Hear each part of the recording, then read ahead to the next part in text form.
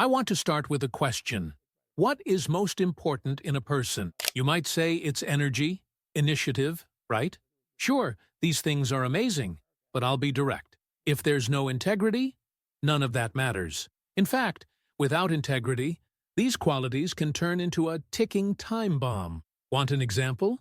If you're going to work with someone who lacks character, it's better for that person to be lazy and uninspiring. Why? Because at least this way, the damage they can do is smaller. Now, take a super intelligent and energetic person, but without integrity, it's a disaster waiting to happen. And this lack of clear vision, also happens a lot in the financial market. Investors, folks, are human, like all of us. And what do? They look in the rearview mirror. They think, last year, I made money. So this year, I'll make even more. And you know what? I'll borrow money to invest even more. They see their neighbor profiting and think, if he made it, I can too. But in the market, things don't work that way. When the rear view shows years of gain, everyone gets greedy. But when it shows years of losses, the reaction is the opposite. Oh, this isn't good. I'm out. What do they forget? They forget to look at what really matters, the value of the business. This is where the opportunity lies, because when everyone panics, those with a cool head and long-term vision do well. It's exactly in this chaos that the best deals appear. Ben Graham taught me this a long time ago. He used to say, look for value, buy when it's cheap. And you know what his analogy was? He compared it to picking up cigar butts off the ground. Imagine, you find an ugly, wet, abandoned cigar butt, but it still has one last puff, and it's free. You pick it up, take that puff, and throw it away.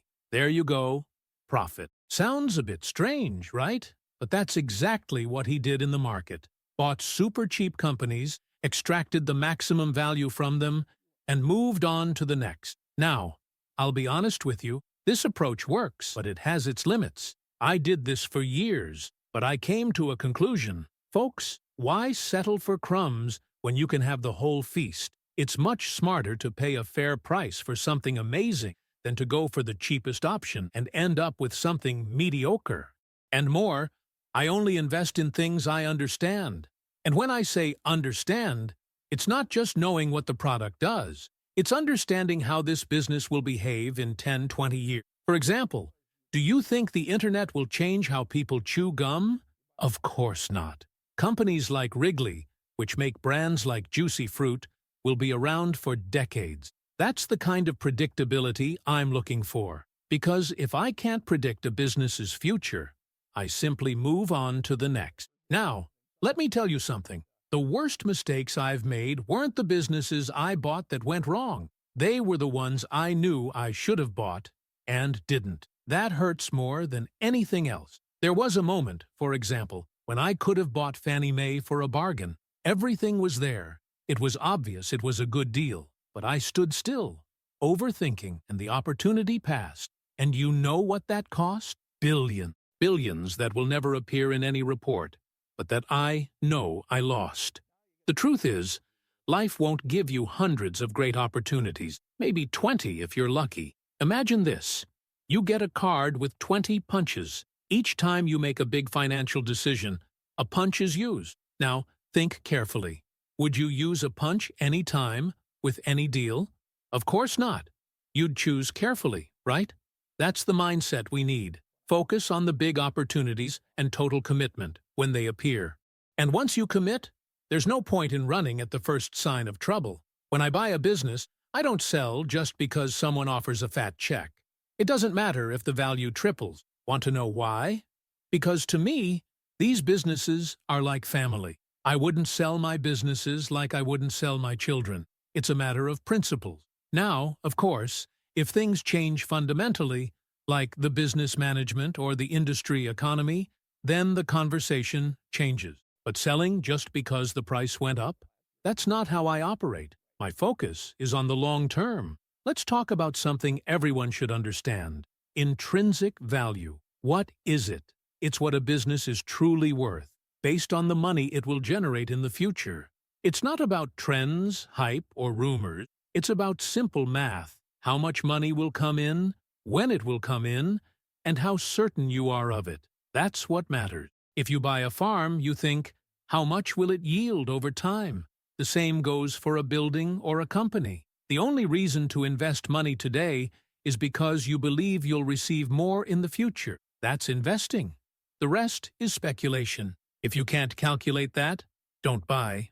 When I look at a stock, I think of it as if I were buying the entire business. If you had billions today, would you put all your money into Coca-Cola, for example? The question you should ask is, what will this business return to me in the coming years? Is it worth the investment? This mentality applies to everything, be it in life, business, or relationships. Understand the value, focus on the long term, and act with integrity. That's how you build something solid. Now, let me tell you something. What really separates investors who thrive from those who fall by the wayside? It's the ability to think long-term. Because, let's be honest, most people are focused on the short term, wanting a quick result, an instant victory.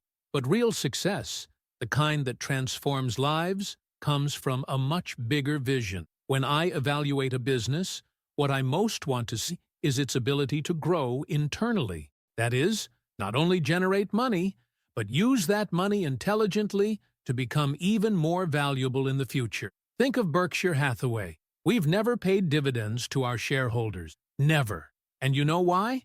Because we can reinvest that money at a much higher return rate than if we returned it to shareholders. That's how the magic of compound interest works. You reinvest, the value grows, and this cycle keeps repeating. It seems simple, but it's one of the most powerful forces in the financial universe. But let me tell you, understanding intrinsic value is one thing. Having the discipline to act on it is something entirely different. Because, in practice, it's hard to swim against the tide. When everyone is selling and saying the world is ending, you need the courage to buy.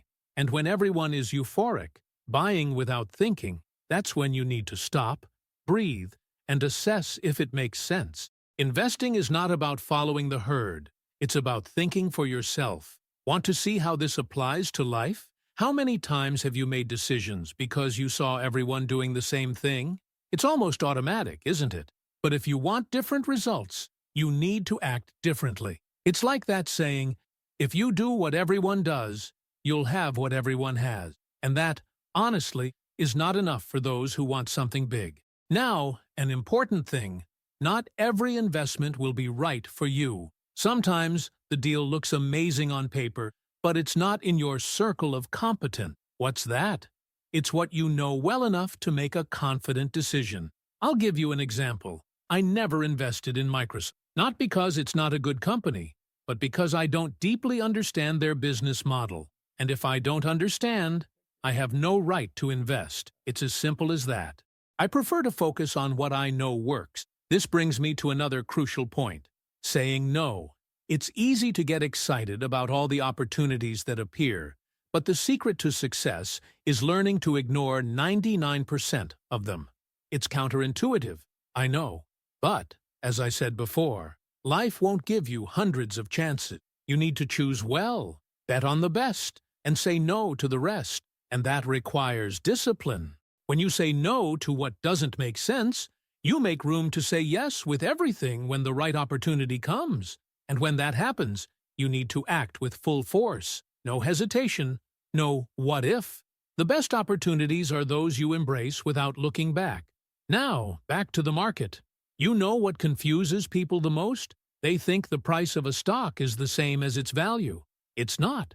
The price is just what someone is willing to pay at that moment. The value, on the other hand, is what that asset is truly worth. And these two things are rarely aligned. When the price is far below the value, that's when the opportunity arises. But to identify this, you need patience, study, and, above all, emotional control.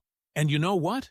This applies to everything in life. Think about a relationship, for example. Sometimes things aren't going well. It seems like the price is too high, the difficulties, the problem. But if the value is there, if you know it's worth it, you'll keep investing. The problem is when people abandon what has value because of short-term fluctuation. And that's where many people miss great opportunities, whether in business or life. Another thing I want to share with you.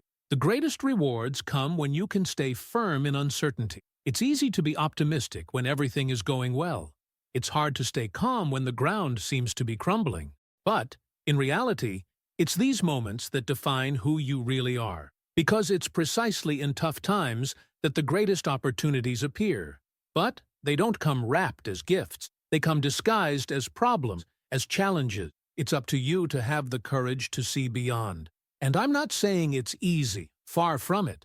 But what's easy rarely pays off. If you want extraordinary results, you need to be willing to do what most won't. You need patience, vision, and, above all, conviction. Because at the end of the day, that's what matters. Your ability to believe in something and act accordingly. And look, I'm not here to tell you that you'll never make mistakes. You will.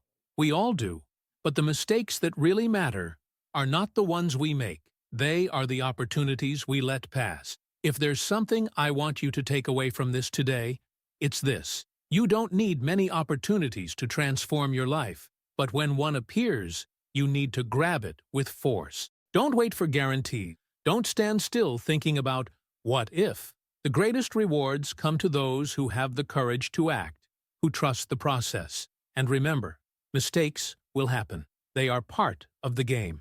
But the greatest pain doesn't come from the mistakes you make, but from the chances you let slip away. So, the next time doubt arises, ask yourself, is this an opportunity I might regret not taking? If the answer is yes, do whatever it takes and go for it.